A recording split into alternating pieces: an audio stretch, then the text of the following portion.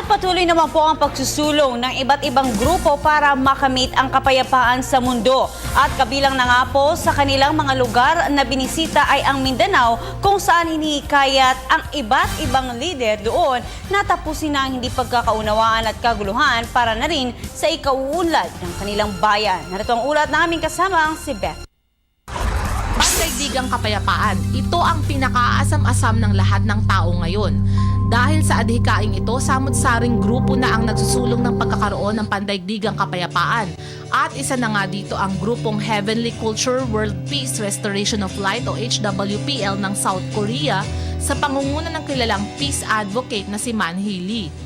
Kamakailan ay bumisita ang grupo sa Pilipinas kasama si Nam Hee Kim ng International Peace Women's Group at tumungo sila sa Mindanao para hikayatin ng iba't ibang lider doon na tapusin na ang labanan o kaguluhan at pinalagda ang mga ito sa isang kasunduan para sa kapayapaan.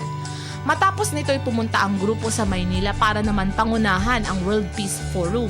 Sa nasabing forum na nilahukan ng mga NGOs at iba pang religious group, ikinuwento ng leader ng HWPL ang naging aktibidad sa Mindanao at isiniwalat na rin niya ang iba pang plano ng grupo para lalo pang mapalapit sa hinahangad na kapayapaan.